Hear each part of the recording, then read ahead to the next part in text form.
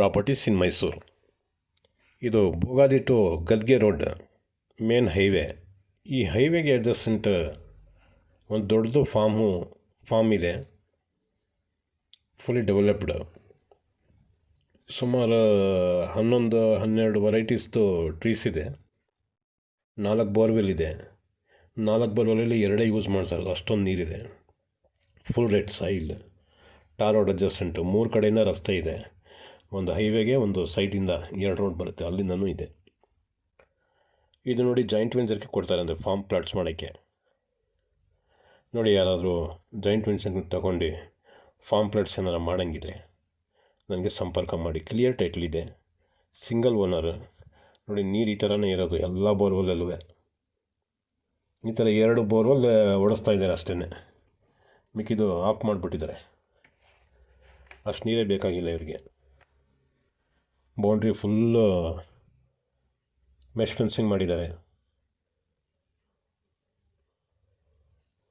ಇನ್ನು ಕೆಲವು ಹಣ್ಣಿನ ಗಿಡನೂ ಹಾಕ್ಕೋಬೋದು ಮಧ್ಯದಲ್ಲಿ, ಅಷ್ಟೊಂದು ಜಾಗ ಇದೆ ಸ್ವಲ್ಪ.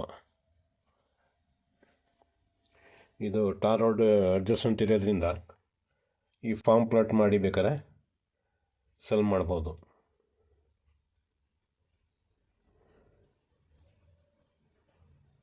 ನೋಡಿ, ಇದರಲ್ಲಿ ತೆಂಗು, ಸಪೋಟ ಭಾಳ ಚೆನ್ನಾಗಿದೆ. ಸಪೋಟ ದೊಡ್ಡದು ಕ್ರಿಕೆಟ್ ಬಾಲ್ ಅಂತಾರಲ್ಲ ಅದು, ಭಾಳ ಚೆನ್ನಾಗಿದೆ. ತೆಂಗಿದೆ, ಟೀಕ್ ಇದೆ, ಎಲ್ಲ ಬಲ್ತಿರೋ ಮರಗಳಿದೆ.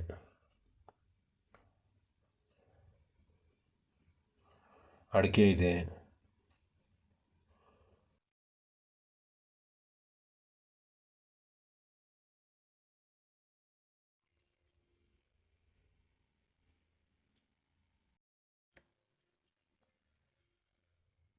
ಲೆವೆಲ್ ಇದೆ ಲ್ಯಾಂಡ್.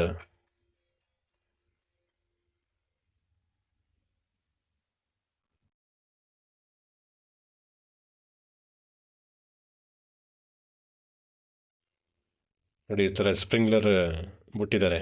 ಈ ಕಡೆ ಎಲ್ಲ ಜಾಸ್ತಿ ಸ್ಪ್ರಿಂಕ್ಲರ್ ಯೂಸ್ ಮಾಡೋದು. ಫುಲ್ ನೀರಿದೆ ಇಲ್ಲಿ. ಮತ್ತು ಈ ಥರ ಇನ್ನೂ ಫಾರ್ಮ್ ಹೌಸ್ಗಳು, agriculture land, river touch land ಈ ಥರ ಬೇಕು ಅಂದರೆ ಆ ಥರದ್ದು ನನ್ನ ಹತ್ರ ಇರ್ತದೆ. ಸಂಪರ್ಕ ಮಾಡಿ. ಮೈಸೂರಲ್ಲಿ ಮನೆಗಳು ಬೇಕಾದ್ರೂ ನನ್ನ ಹತ್ರ ಇರ್ತದೆ, ಅದಕ್ಕೂ ಸಂಪರ್ಕ ಮಾಡಿ. ನನ್ನ ಹತ್ರ ಕ್ಲಿಯರ್ ಟೈಟಲ್ ಇರೋ ಅಂಥದ್ದೇ, ಡೈರೆಕ್ಟ್ ರೈತರಿಂದ ಇಲ್ಲ. ರೈತರಿಂದ ಮೊದಲು ತೊಗೊಂಡಿದ್ರು